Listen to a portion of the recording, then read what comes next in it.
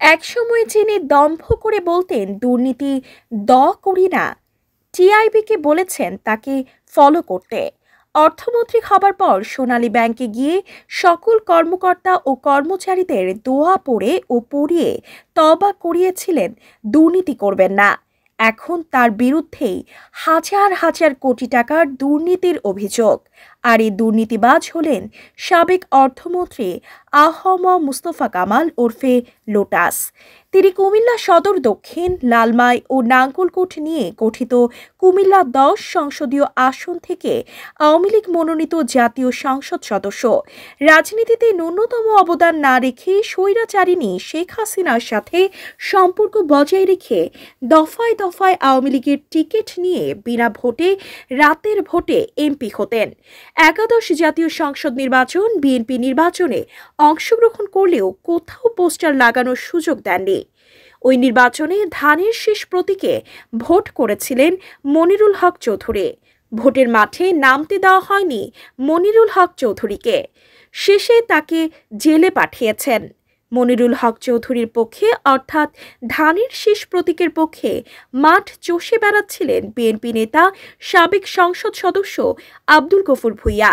Lotus কামালের আদিষ্ট হয়ে তৎসময় নাঙ্গলকোট থানার ওসি নজরুল অস্ত্র মামলার নাটক সাজিয়ে গফুর ভূঁইয়াকে জেল হাজতে প্রেরণ করেন।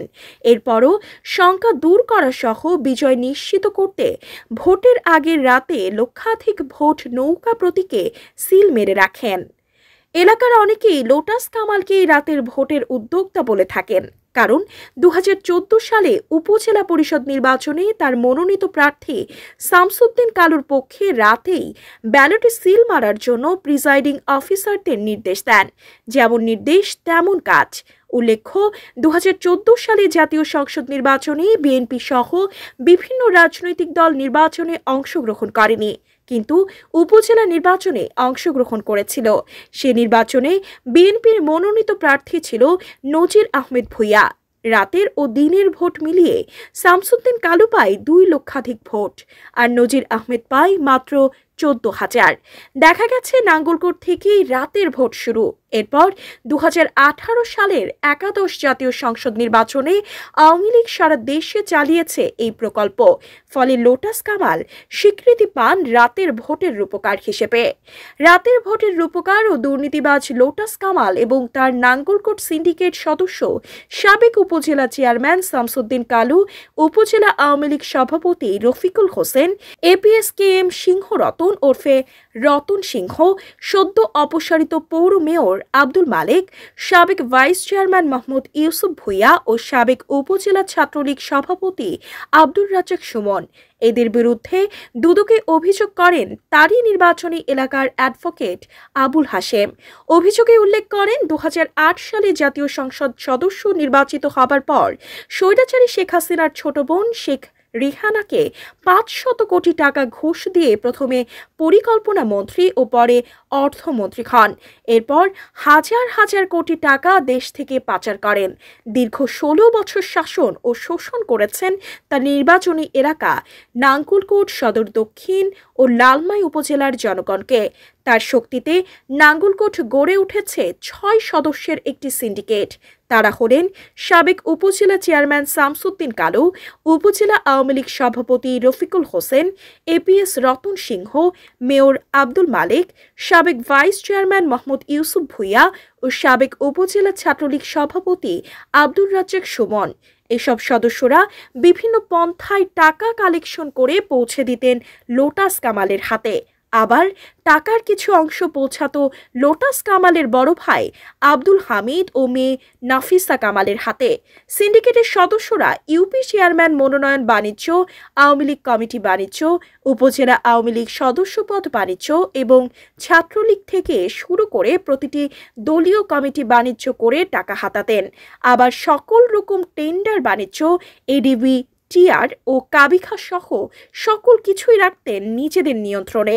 মেয়র মালেক পৌরসভার ফান্ড থেকে বস্তায় বস্তায় টাকা দিয়ে আসতেন রতন সিংহের বাড়িতে।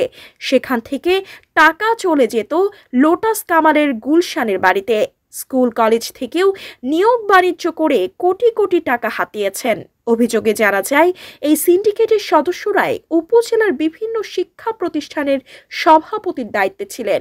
উল্লেখ্য, উপজেলা আওয়ামী লীগের আহ্বায়ক রফিকুল হোসেন একসাথে ৩ প্রতিষ্ঠানের সভাপতির দায়িত্বে ছিলেন এক যুগেরও বেশি সময়।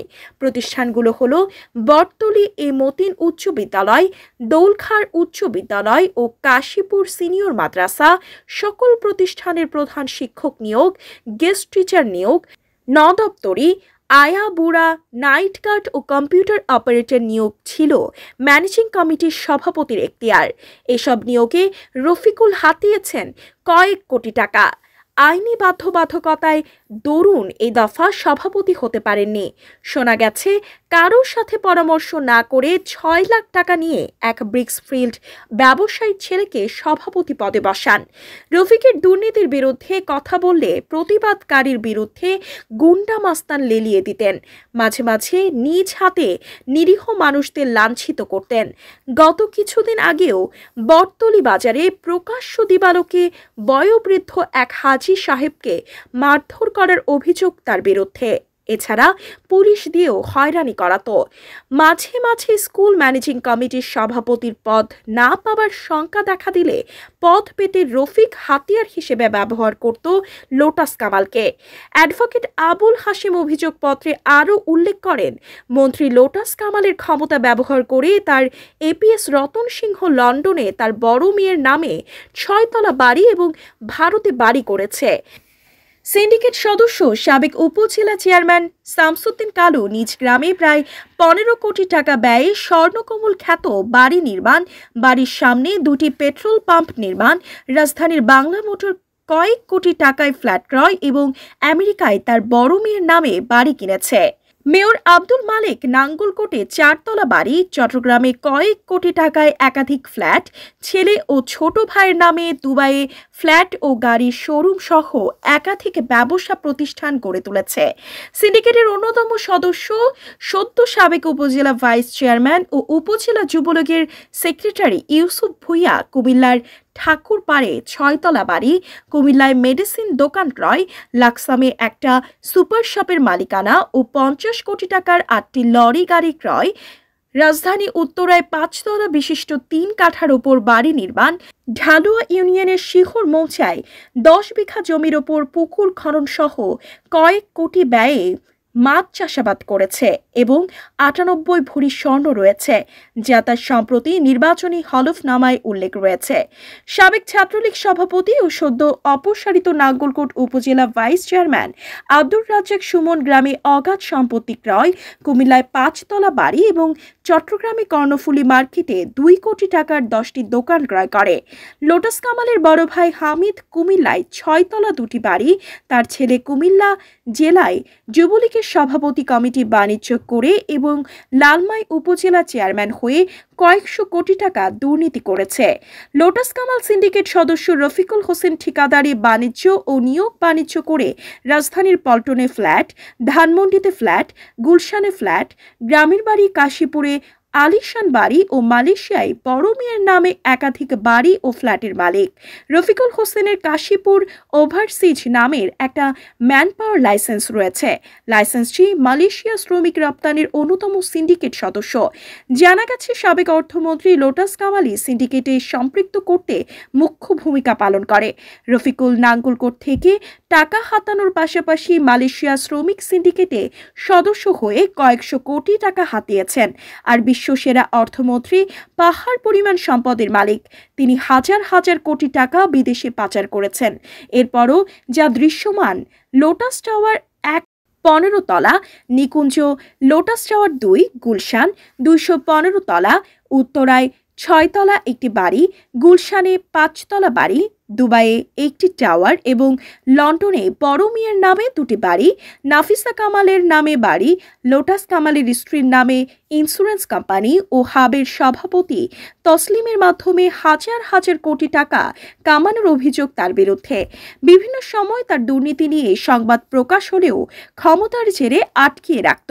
সরকার পতনের পরে কয়েক লাগেজ টাকা নিয়ে মেয়ে নাফিসা সহ বিদেশে পালিয়ে গেছেন, যা বিভিন্ন জাতীয় দৈনিক দৈনিকের সংবাদ প্রকাশিত হয়। উল্লেখিত দুর্নীতিবাজির বিরুদ্ধে ব্যবস্থা গ্রহণের জন্য অ্যাডভোকেট আবুল হাসেম দুর্নীতি দমন কমিশন বরাবর অভিযোগ দাখিল করেন এবং মাননীয় প্রধান উপদেষ্টা, মাননীয় আইন উপদেষ্টা বরাবর অনুলিপি প্রেরণ করেন। তিনি আরও উল্লেখ করেন, দুর্নীতির টাকায় গড়া এসব সম্পদ বাজেয়াপ্ত করে সরকারের কোষাগারে জমা দেওয়ার অনুরোধ করেন। উল্লেখ্য, গত 5 আগস্ট শেখ হাসিনার পদত্যাগের পরের দিন পালিয়ে যান আহম মুস্তফা কামাল। পতনের কয়েকদিন আগেই সাবেক উপজেলা চেয়ারম্যান শামসুদ্দিন কালু আমেরিকায় পাড়ি জমান। আর পদত্যাগের দিন আত্মগোপনে চলে যান রফিকুল হোসেন, রতন সিংহ, পৌর মেয়র আব্দুল মালিক, সাবেক ভাইস চেয়ারম্যান ইউসুফ ভুইয়া ও আব্দুল রাজ্জাক সুমন।